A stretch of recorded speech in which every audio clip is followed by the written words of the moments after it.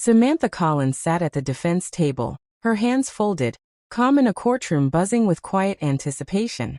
Across the room, her brother Nathan Collins cleared his throat and addressed the State Bar Disciplinary Committee. "She's pretending to be a lawyer," he said, voice carefully measured, dripping with feigned concern. "She never passed the bar exam. She's been defrauding clients for years."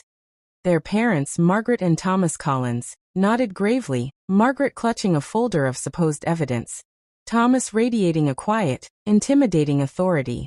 Samantha said nothing, letting the moment stretch, feeling the tension in the room like a weight pressing down. But she wasn't worried. She had waited years for this.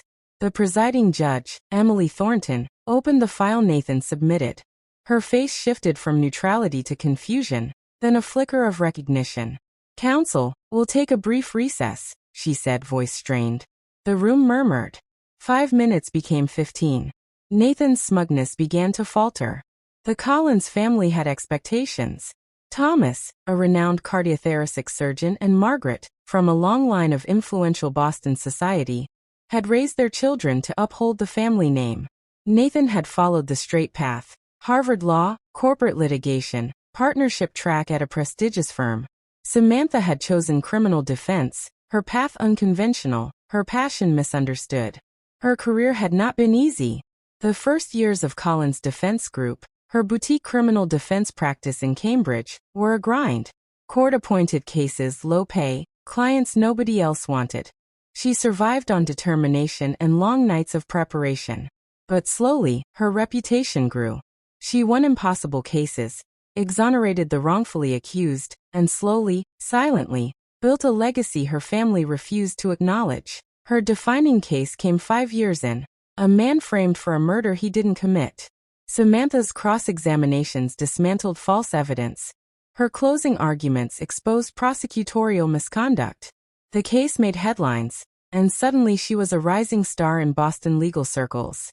But now, her family tried to undo everything.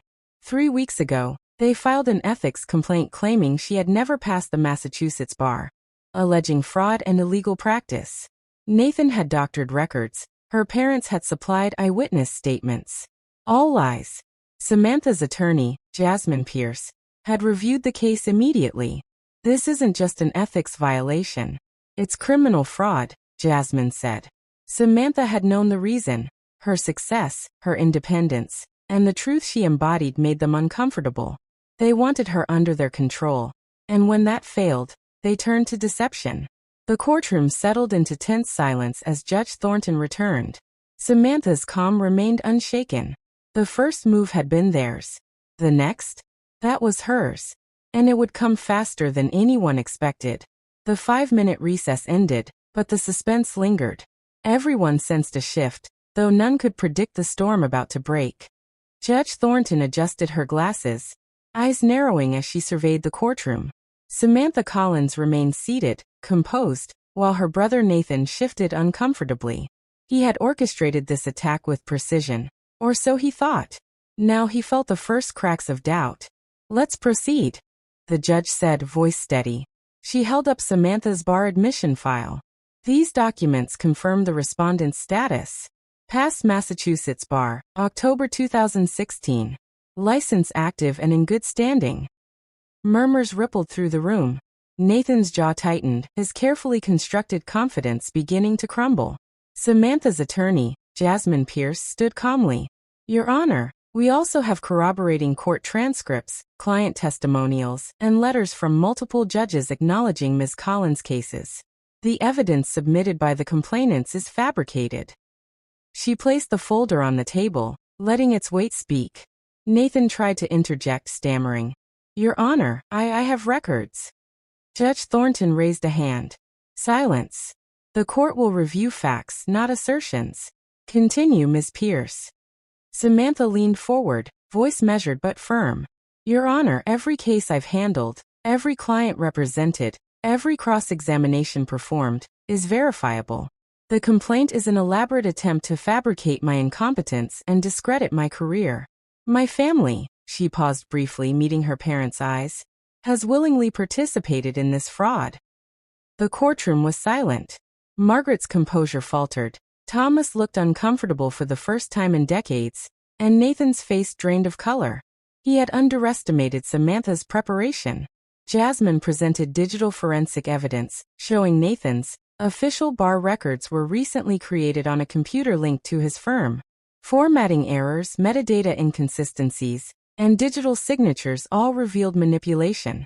The intent here, Jasmine said, voice-controlled, was to deceive the disciplinary board. This is not a misunderstanding. It is deliberate fraud. Samantha watched as the scales tipped. Her years of defending others against false accusations mirrored in this moment. Only now she wasn't just defending clients. She was defending her life's work. The courtroom felt electric, every observer sensing the dramatic reversal unfolding. Judge Thornton, reviewing the documents, looked at Nathan and then at Samantha. Mr. Collins, the complaint you filed contains fraudulent statements. Your co-signers, your parents, have submitted documents you knew to be false. This constitutes a criminal offense. The room seemed to freeze. Nathan whispered something to his attorney, but the damage was done. For the first time, Samantha felt a shift, not just in her career, but in the balance of power within her family. Judge Thornton continued, Ms. Collins, you may present any additional evidence to substantiate your credentials and defend your professional record. Samantha methodically laid out years of case files, letters from judges, client feedback, and awards she had received. Every fact airtight, every timeline indisputable. By the end of the session, Nathan's scheme had collapsed spectacularly. Samantha remained poised, a quiet storm. Justice wasn't just a concept. It was in motion. Outside the courtroom, whispers followed Nathan, his empire of assumed superiority crumbling. Samantha stepped into the sunlight, feeling the weight of inevitability settling over the family that had tried to destroy her. Yet the battle was far from over. The disciplinary hearing had exposed deceit, but deeper consequences were imminent. Legal and personal fallout was now a tidal wave, and Samantha was ready to navigate it with precision. The next move? That would be theirs, or at least it would try to be. Samantha walked back into her office, the city lights of Boston reflecting off the rain-slicked streets. The courtroom victory felt satisfying, but the storm wasn't over. Nathan's betrayal had legal, personal, and emotional ramifications that were just beginning to unfold. She opened her laptop, reviewing the digital forensics report once more. Every piece of fabricated evidence traced to Nathan's firm. The pattern was meticulous, but the mistakes were undeniable. Her phone buzzed. It was Detective Ramirez from the district attorney's office. Samantha, we need you to come in. There's a development. Nathan's been flagged for multiple financial irregularities tied to the case. We suspect embezzlement alongside the document fraud. Samantha's pulse quickened. She had anticipated courtroom repercussions, but financial crimes added a whole new layer. If Nathan had misappropriated firm funds to fund his scheme, the implications were severe, not just for him, but potentially for her parents who'd unknowingly enabled the fraud. She arrived at the DA's office. The sterile fluorescent lights reflected off the polished floors as she was led into a private conference room. Detective Ramirez spread a series of documents across the table. Bank statements, wire transfers, and expense reports, all pointing toward Nathan. Your brother's pattern of deception goes beyond the ethics complaint, Ramirez explained. We're looking at felony charges, fraud, conspiracy, and financial misconduct. His parents are technically witnesses, but we need your cooperation to build a watertight case. Samantha nodded. Her mind raced. Cooperation didn't mean mercy. Every statement, every document she provided could determine how far Nathan would fall.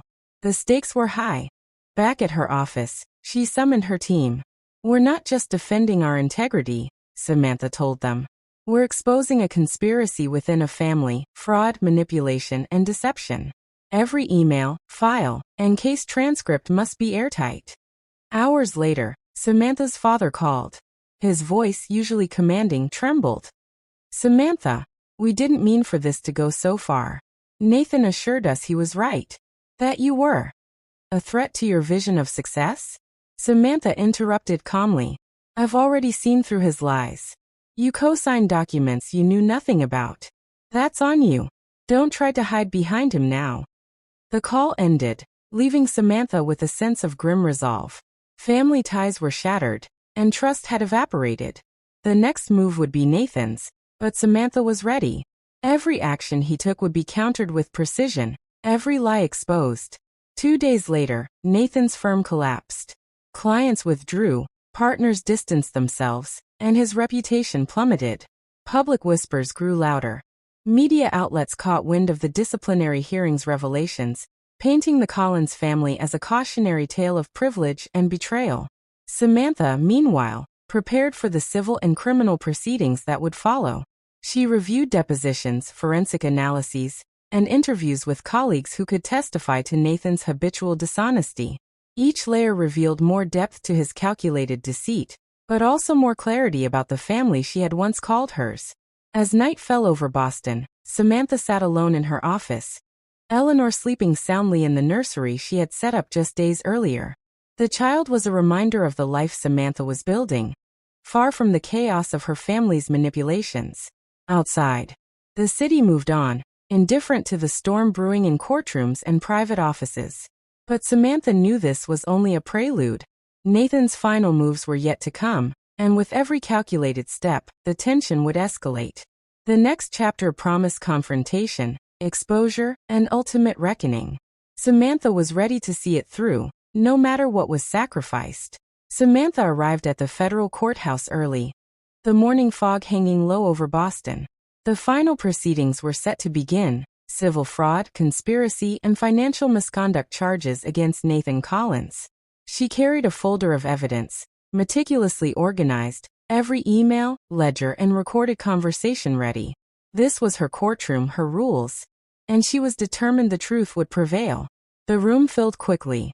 Media cameras clicked, capturing the moment the Collins family, disheveled, tense, entered.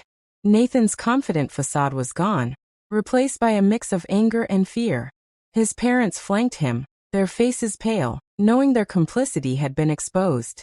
Samantha stood calmly, addressing the judge and jury with clarity and authority. "This case is not just about one man's actions," she began.